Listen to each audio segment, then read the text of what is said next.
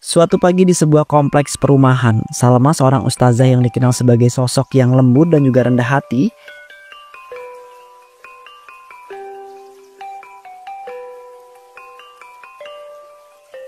Ya Allah, cukupkanlah kami dengan rezekimu yang halal, jauhkan kami dari fitnah dunia dan kuatkan hati ini untuk menghadapi apapun yang akan datang.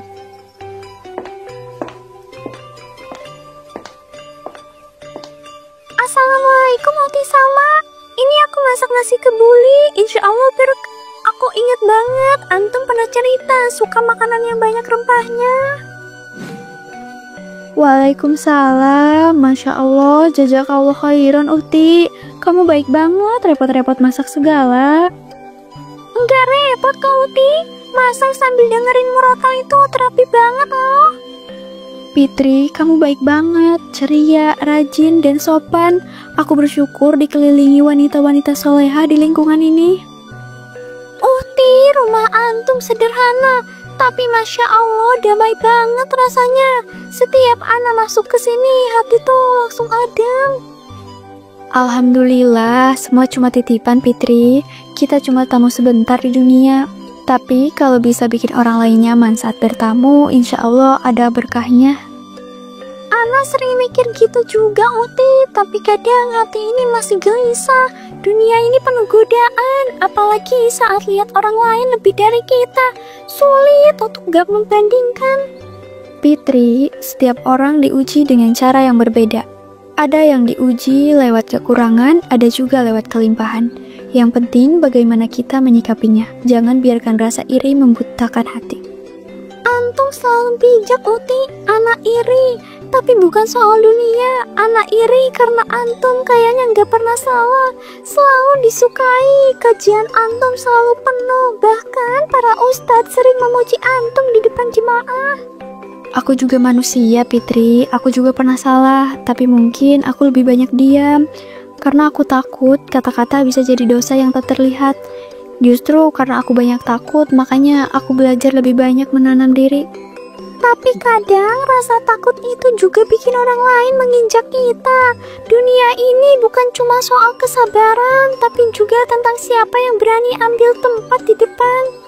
Kalau tempat di dunia ini diambil dengan cara yang salah, mungkin memang bisa menang. Tapi apakah Allah ridho? Kadang kita harus memilih, mau dilihat manusia atau dilihat oleh Allah. Ridho Allah, semua orang bilang begitu. Tapi tetap aja yang terkenal yang paling didengar. Yang sederhana, ya gitu-gitu aja. Pit, kalau kamu butuh teman cerita, aku ada ya. Jangan dipendam sendiri, dunia ini berat. Tapi semua itu bisa ringan kalau kita sama-sama. Jazakallah khairan Uti, Ana bersyukur banget punya tetangga kayak antum. Mau masuk sebentar gak Pit? Kebetulan ada brownies kurma buatan sendiri. Boleh banget Uti, sambil kita bahas soal materi kajian Ahad nanti ya. Ana juga butuh saran dari antum. Masya Allah, boleh, yuk masuk. Fitri tersenyum tipis di belakang punggung Salma yang tulus menyambutnya. Di rumah kontrakan kecil itu, suasana kembali tenang setelah Fitri berpamitan. Cangkir teh telah kosong dan piring berisi brownies hanya menyisakan remahan kecil. Mas, makan siang udah siap. Aku masakin ayam lada hitam kesukaan Mas. Ada tumis toge juga. Wah, makasih ya sayang. Hari ini benar-benar melelahkan. Tapi lihat, kamu langsung adem. Alhamdulillah. Mas pasti lapar ya? Aku siapin air jeruk juga ya biar segar. Assalamualaikum. Maaf ganggu. Ana mau tanya soal tema kajian pekan depan. Waalaikumsalam. Oh iya, ya Ukti silahkan. Silakan duduk Pit, mau minum dulu mungkin. Aku punya teh sereh madu anget. Masya Allah, jazakallah Uti. Tapi Ana gak lama, cuma mau konfirmasi bahas materi aja. Ana juga tadi sempat baca naskah draft kajian Fitri yang minggu lalu. Udah bagus, tinggal ditambah contoh yang lebih relevan dengan kondisi remaja. Syukur Ustadz, Ana seneng banget kalau antum sempet baca. Pandangan antum sangat berarti. Pit, kamu ada rencana khutbah perempuan untuk edisi Ramadan tahun ini? Aku dan Bu Lilis sempet bahas, mungkin kamu bisa jadi salah satu pengisi. Wah, insya Allah, Ana takut belum pantas Uti. Tapi kalau diajak antum, Ana gak bisa nolak. Fitri akhir-akhir ini sering datang, terlalu sering, bahkan sampai jam gak biasa. Tapi aku gak boleh suujon, aku harus husnudon. Kajian telah usai, musola mulai sepi malam itu. Reza masih duduk merapikan catatan di atas meja mimbar. Ustadz, Ana boleh bicara sebentar? Silahkan Ukti. Ana tahu ini mungkin tidak pantas, tapi Ana ingin jujur. Setiap kali antum bicara, hati Ana tenang. Ana jatuh hati, Ustadz. Astagfirullahaladzim, Ukti, hati-hati dalam berbicara. Kita ini saudara seiman, tidak pantas loh Ana mendengar tersebut. Ana sadar ini salah, tapi perasaan ini tumbuh begitu saja. Ana mencoba memendam, Ana berdoa agar hilang, tapi setiap hari rasa ini semakin nyata, Ustadz. Fitri, perasaan bukan untuk dituruti, apalagi kalau itu bisa merusak sesuatu yang suci. Ana sudah beristri, Ana mencintai istri Ana, Salma. Ana tahu, Ana tidak ingin merebut, tapi izinkan Ana jujur. Setiap kali antum berbicara, cara antum memandang, diam, semua itu membuat Ana merasa Ana juga dilihat. Jangan lanjutkan Fitri, apa yang kau rasakan itu hanya kekaguman, dan kekaguman bisa menipu hati. Jangan biarkan bisikan-bisikan setan itu membungkusnya dengan nama cinta.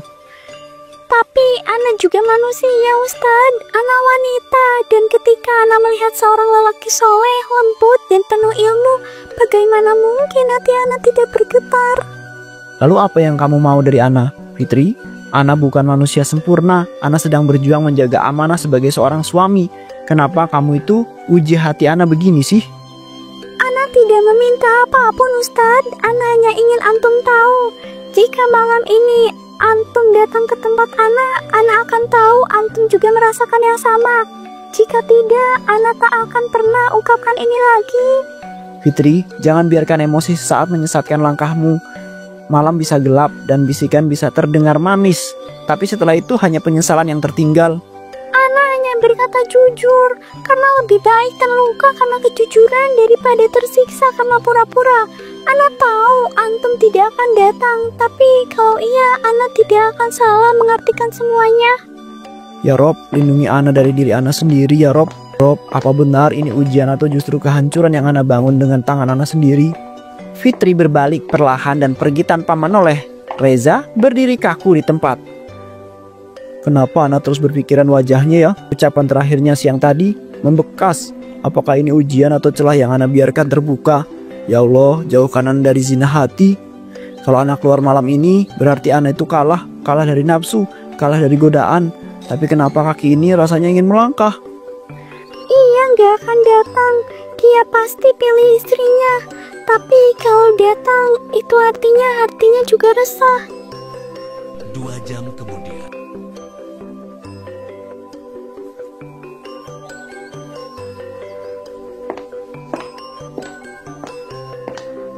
Ana gak nyangka antum beneran datang malam ini, Ustadz.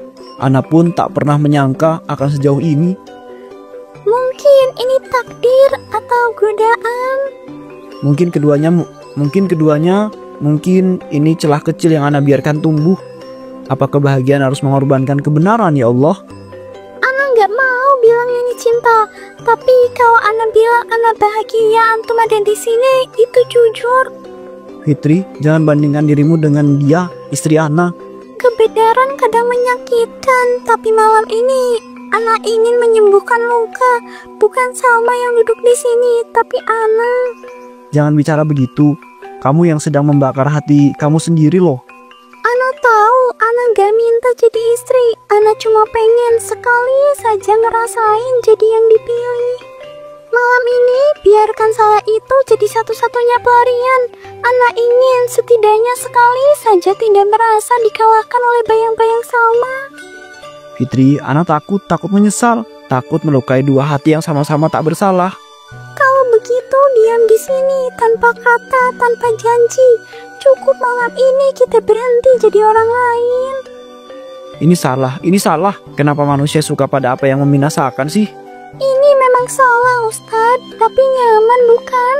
Salah, tapi membuat Ana merasa hidup. Karena hidup terlalu pahit dan kita ingin sekali mencicipi manis meski bukan milik kita. Ana takut besok tidak bisa menatap wajah Salma lagi. Ana pun takut Ustadz, jika pagi datang akan membuat malam ini terasa keji. Kenapa Ana datang? Kenapa kaki ini nggak bisa berhenti di batas pintu? Karena mungkin hatimu ingin didengar dan hanya Ana yang bisa mendengarnya malam ini. Atau mungkin karena Ana sedang jauh dari Allah. Maka kembalilah besok pagi Ustadz. Tapi malam ini biarkan Ana menyimpan satu malam dengan orang yang selama ini hanya Ana tatap dari jauh. Bukan kemenangan, ini sebuah kehancuran. Tapi kenapa malam ini terasa tenang ya? Untuk pertama kalinya dia ada di sini bersamaku, meski hanya malam ini. Terlalu jauh melangkah, tapi kenapa hatiku itu malah terasa kosong, seperti tidak sedang memeluk apa-apa. Ya Allah, sebenarnya aku nggak mau buka HP Mas Reza malam ini. Tapi kenapa rasa ini makin gelisah? Kenapa rasa percayaku seperti rapuh? Fitri yang selalu datang dengan senyum, membawa makanan dan menemani. Tapi kenapa rasa ini nggak tenang setiap melihat dia bicara sama Mas Reza? Ana senang bisa duduk berdoa di musola tadi. Setiap kata Ustadz Reza buat hati Ana tenang. Ana merasa Allah kasih jawaban lewat antum. Ana merasa ada alasan kenapa hati ini tenang lihat antum. Dia nyebut suamiku Cahaya. Duduk di musola berdua. Kapan semua itu terjadi? Bukankah aku yang selalu di sisinya saat kajian? Dan kalau malam ini antum datang ke tempat Ana tahu bahwa ini bukan hanya dari Ana, tapi dari kita. Fit, asal kamu tahu, kalau aku tuh udah nganggap kamu kayak keluarga sendiri. Kita masak bareng, makan bareng, ngobrol panjang. Aku bahkan cerita hal-hal yang gak pernah aku omongin ke orang lain. Tapi kamu malah ngelakuin ini ke aku. Dan kamu Mas, kamu gak pulang semalaman. Kamu gak ngasih aku kabar apapun. Aku kira kamu sibuk, tapi sekarang aku malah nemuin ini. Dari dulu aku gak pernah buka HP kamu. Bukan karena aku gak bisa, tapi aku percaya. Dan sekarang malah aku sendiri yang nemu bukti kayak gini. Apa aku terlalu percaya? Terlalu yakin kalau kamu cukup sama aku? Kalau semalam kamu beneran sama dia, gimana kamu bisa natap aku nanti pas pulang, Mas? Ya Allah, jangan biarkan aku berubah menjadi perempuan pendendam. Tapi juga jangan butakan aku oleh cinta yang menyakitkan ini. Apakah harus aku tanyakan langsung semua ini ke Mas Reza? Atau cukup Engkau saja yang tahu ya Allah, dan Engkau yang akan membalas semua ini? Jika ini ujianmu ya Rob, maka bimbing aku melewatinya dengan lapang dada.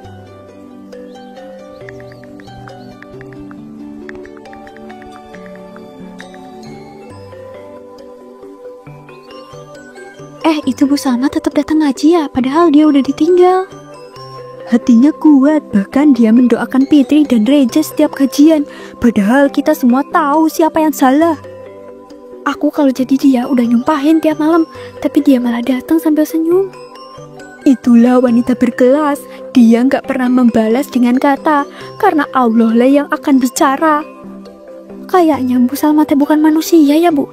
Maksud saya teh dia teh kan ditusuk dari belakang terus ditinggal suaminya demi sahabatnya sendiri. Tapi dia masih bisa duduk di sini ngaji sambil senyum lagi.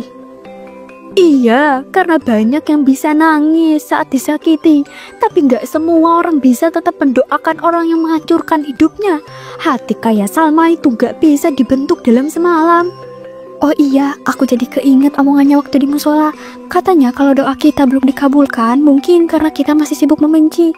Makanya dia lebih milih ikhlas biar hatinya lega dan doanya nyampe. Aku aja yang kehilangan teman curhat, rasanya pengen maki-maki dunia. Lah dia kehilangan suami, dia nanti 2 orang yang dia percaya, tapi malah makin lembut, makin kalem. Salma itu contoh nyata bahwa diam bisa lebih lantang dari teriakan. Bahkan ketenangan kadang lebih menyakitkan. Iya bener pisan Bu, kadang aku juga mikir Allah teh ngasih cobaan segede ini ke Bu Salma karena dia teh sanggup. Kita mungkin gak kuat, makanya kita cuma dikasih drama kecil. Tapi dia ujiannya sebesar cinta dan kepercayaannya sama Allah. Assalamualaikum Ustadz Reza, silahkan duduk. Waalaikumsalam Pak, ada hal yang penting. Saya akan langsung ke intinya saja ya. Selama beberapa minggu terakhir kami menerima banyak aduan, baik dari jamaah, komunitas, RT, hingga orang tua santri. Saya paham Pak, reputasi lembaga kita ini adalah amanah, dan apapun yang dilakukan pengajar atau tokoh kita di luar jam kerja, ya tetap melekat sebagai representasi syariah. Saya tidak membela diri Pak, saya tahu ini semua akibat dari keputusan saya. Hari ini kami resmi menonaktifkan Anda dari seluruh aktivitas mengajar dan kepengurusan sementara waktu. Harap Anda bisa memahami bahwa ini bukan karena kebencian ya, tapi karena kebutuhan menjaga kepercayaan publik. Saya terima Pak, saya terima. Mungkin ini balasan dari Allah atas kelalaian saya. Dulu aku itu berdiri di sini sebagai seorang simbol dakwah. Sekarang bahkan untuk memberi salam, orang mulai ragu menyambutku. Saya pribadi masih menaruh hormat Pak Reza, tapi tolong perbaiki urusan rumah tangga dan nama baikmu ya. Jangan biarkan satu keputusan menghancurkan semua yang pernah kamu bangun. Syukron kasir Pak. Doakan saya bisa menebus semuanya, meski mungkin tak akan kembali seperti dulu. Hujan deras mengguyur atap seng rumah kontrakan kecil itu. Fitri duduk sendiri di lantai, tubuhnya dibalut selimut tipis. Rambutnya acak-acakan, matanya bengkak. Reja pergi, aku sendiri. Suami yang kuambil dari orang lain kini kembali jadi milik waktu. Dulu aku bangga bisa milikin dia. Aku pikir aku bakalan menang, tapi malam ini aku cuma wanita sepi yang bahkan gak tahu harus minta maaf ke siapa dulu. Iri sama-sama. Dulu aku sebut dia lemah, tapi ternyata dia yang paling kuat. Sedangkan aku gak bisa jaga cinta, gak bisa jaga iman. Reja pergi tanpa pamit. Katanya dia mau cari ketenangan. Mungkin yang dia cari itu Salma, bukan aku. Aku cuma jadi tempat pelarian, bukan tempat dia pulang. Waktu dia pertama kali datang malam itu, aku rasa aku yang menang. Tapi ternyata aku cuma wanita yang memaksa diri merasa dicintai, padahal hanya jadi bayangan. Aku kangen kajian, aku kangen Uti Salma, tapi aku juga yang menghancurkan semuanya. Keesokan harinya, Masjid Raya dipenuhi jamaah perempuan. Acara kajian bulanan ini diadakan rutin, tapi kali ini lebih ramai daripada biasanya. Jika kita disakiti oleh seseorang yang pakai jubah agama, jangan salahkan agamanya. Karena kesalahan satu manusia bukan cerminan buruk iman seluruh umat. Saya pernah disakiti bukan oleh orang jauh, tapi oleh orang yang saya peluk sebagai saudari. Namun, saya tidak membalas dengan kebencian. Saya percaya Allah yang Maha Adil tidak butuh bantuan kita untuk memberi balasan. Aku hanya ingin minta maaf, tapi aku nggak tahu harus mulai dari mana. Tugas kita bukan mengadili, tapi memperbaiki. Semoga luka yang kita alami menjadi jalan untuk mencintai Allah lebih dalam lagi. Suara anak-anak mengaji terdengar dari dalam. Dulu aku duduk di barisan paling depan kajian. Sekarang aku duduk mengajar di ujung desa. Tapi aku merasa lebih dekat dengan Allah di sini. Semoga suatu hari aku cukup berani untuk meminta maaf, bukan untuk didengar, tapi untuk meredakan sesak dalam hati ini. Karena bagaimanapun juga rasa bersalah ini tak ada obatnya.